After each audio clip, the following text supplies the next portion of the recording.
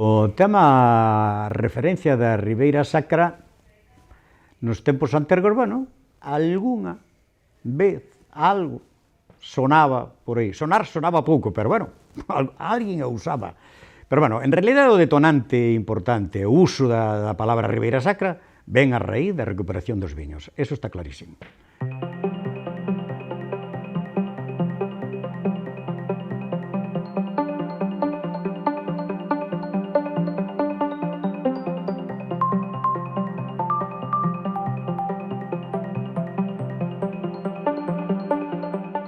Eu estou plenamente convencido.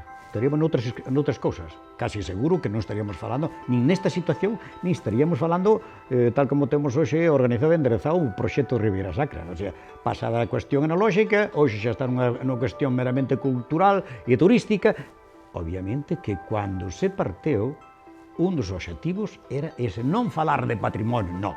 Falar da cuestión turística e de non poñer teito a donde se pudera chegar.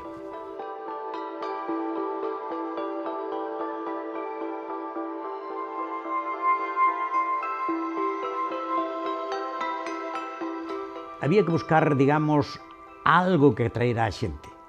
E, obviamente, cando lle falabas algo de denominación de calidad, estou seguro que moita xente non entendía nin de que iba. Pero aquilo sonaba algo distinto. E entonces aquilo atraía a xente, polo menos escoitaba xa aquilo. Estaban esperando como algo superior. E entón iso era un atraínte. E por iso da denominación de calidad, eu, polo menos, fixen sempre unha aposta e sempre fui un partidario de haber metido os produtos galegos os máximos posibles.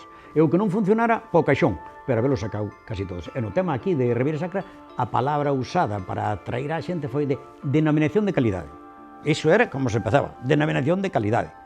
E despois chamaríase como se chamara, pero denominación de calidade. Obviamente, para chegar ao nome, houve moito que loitar, había localismos que todos coñecemos, e xa digo, eu cando determinamos o tema da Ribeira Sacra, bueno, pues, así, polo menos, polo Baixine, había moitas protestas.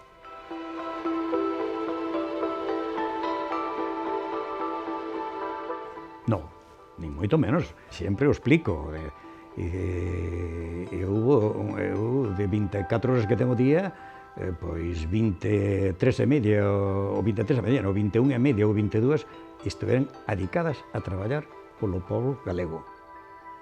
Acertadamente ou non, pero si o fixen. Iso foi unha labor de chinos, así de claro. Visto desde hoxe, bueno, por eso un dos obxectivos do libro é hai que dar a conocer de como son as cousas. E sobre todo de personajes deses que estou seguro que ninguén se iba a acordar despois. E que foron, polo menos desde o punto de vista espiritual, foron importantes. Todos os que están hoxe que viven, en realidad eu podo considerar que xa da segunda tanda. Xa non son da originaria. Son da segunda. E todas. Da primeira tanda son outros que aí algúns fai con referencia a eles. E poño por un exemplo como poden ser José Moure, da Abadía da Cova.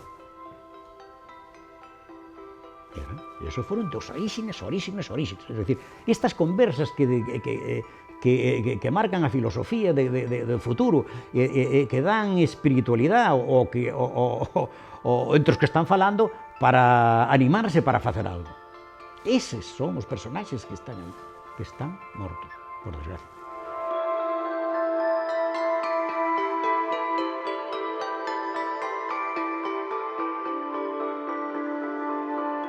Sí, ese foi o enfoque. O enfoque porque, primeiro, para ganar tempo. Porque eu había traballado en cooperativas e sabía tamén como era o tema das cooperativas. E entón o tempo que leva. E isto, se deixabas pasar moito tempo, posiblemente, adeus. Entón, era necesario ese enfoque. Pero, ademais, obviamente, tú se revitalizabas o tema e poñías unha adega, estabas fortalecendo solamente moi fortemente unha área e outras non.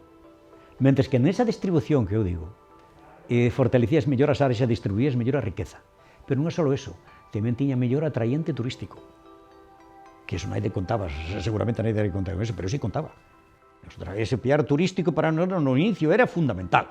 Paisaxístico e turístico, obviamente, todo vai ligado. Obviamente, sabíamos que a agricultura, obviamente, ben feita e ben levada, melloraba a paisaxe. Como de feito foi, porque me recordo nos primeiros tempos que visitaba a Ribeira Sacra, parecía que estaba todo oxidado.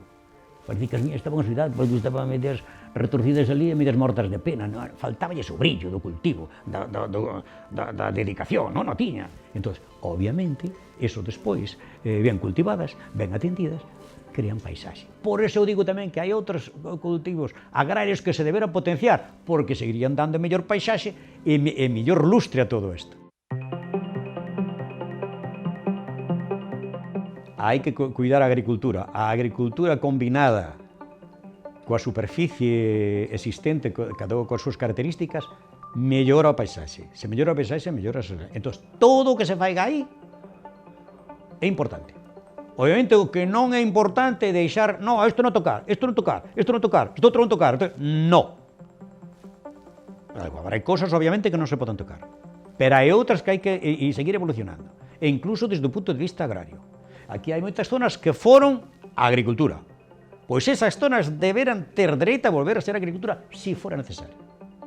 E mellorar con outros cultivos.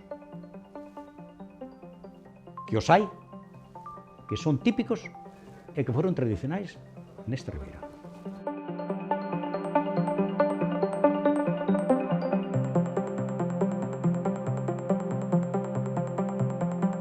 Estes proxectos, cando chegaron, xa chegaron tarde.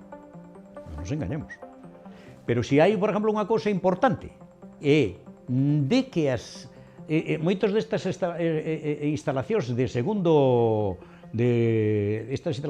orden, o sea, instalacións de segundo orden, non, instalacións pequenas con segunda generación, teñen eso, a palabra esa, segunda generación. Ese é un dato xa importantísimo.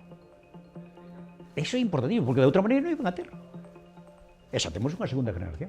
Bueno, pois a partir de aí, se seguimos mellorando os aspectos que estamos falando, indudablemente, pois é posible que podamos incrementar outra vez un pouco a población. O que non se pode empezar a facer é dicir algunhas cousas que eu oigo e vexo. Que algúns dicen, no, xa isto xa está atiborrado de xente. No. O que a mellor non tenemos as estruturas adecuadas e todo ben ordenado para ter cabida. Que é moi distinto.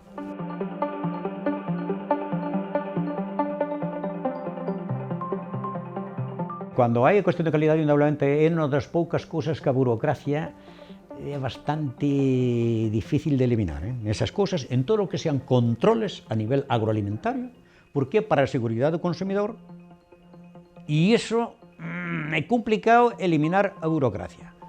Que haxa xente por fora que se vai... Iso non é ningún problema. Porque vai ser un problema. Ao contrario, o señor, eu produco un viño e non quero estar unha denominación, pois aí estupendo. O que sí está claro que a denominación foi detonante. Sirveu como instrumento para isto detonarlo. E para impulsarlo para diante. Moi ben. Ahora, por fora, por que teñen que estar todos dentro de... Pois non. Non estuvo Vega Sicilia fora da denominación. E que pasa? Era o mellor viño de España. Non pasa absolutamente nada. É como se desaparecen tamén moitas adegas. Tampouco pasa nada. Si por casualidade, si por necesidade, si por lo que sea, si por mellora de calidad e de promoción e de comercial desaparecen algunhas, non pasa ni no máis mínimo. Home, peligro sería que desaparecen todas, eso sí. Pero por desaparecer unhas non pasa nada. Se desaparecen unhas, xa aparecerán outras. Non hai problema.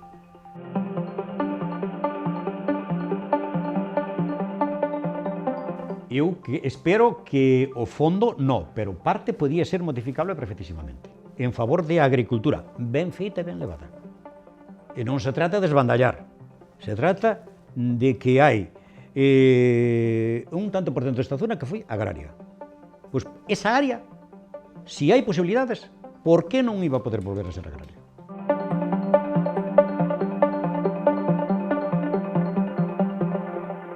Non, en general, non sei, eu deixo quedar aí porque eu ben vexo que cando veña Patrimonio da Humanidade, para algunhas cousas, que non quero dicir que non veña, que veña, pero para algunhas cousas a mellor chegamos tarde. Porque en estas cousas, como en todo, hai supillería. Non nos vamos aquí chupar o dedo porque sabemos que hai pillerías, vale? E a mellor para algunhas cousas chegamos tarde, que se pudieron haber feito.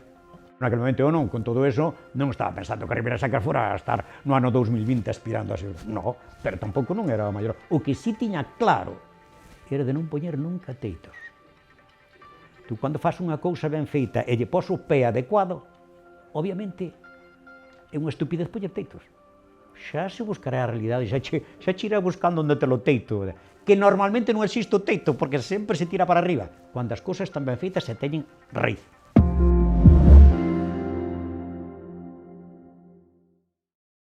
Eu vin moita miseria no campo, e chegou un momento que tuve que determinar, ou traballar para min, ou traballar para o povo. Tomei a determinación de traballar para o povo.